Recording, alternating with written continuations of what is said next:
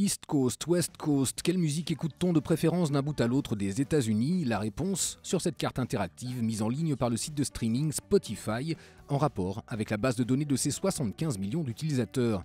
À Santa Barbara, c'est le groupe plutôt cool The Blues and Grays qui a le vent en poupe.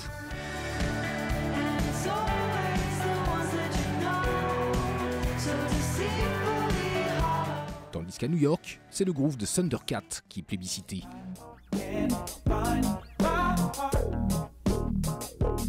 Ces données sont valables pour un peu moins d'1 millier de villes dans le monde, à l'exception de l'Afrique et de l'Asie, où le suédois Spotify est pratiquement absent. Le hip-hop est le courant musical le plus apprécié aux 4 coins du monde, que ce soit ces tressunso un peu flippants qui prennent possession des favelas à Brasilia,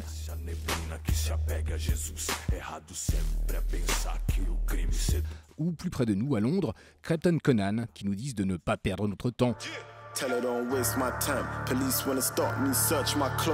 C'est d'ailleurs un sentiment partagé en streaming. Près de 50% des morceaux ne sont pas écoutés en entier. Un quart d'entre eux sont même zappés au bout de 5 secondes.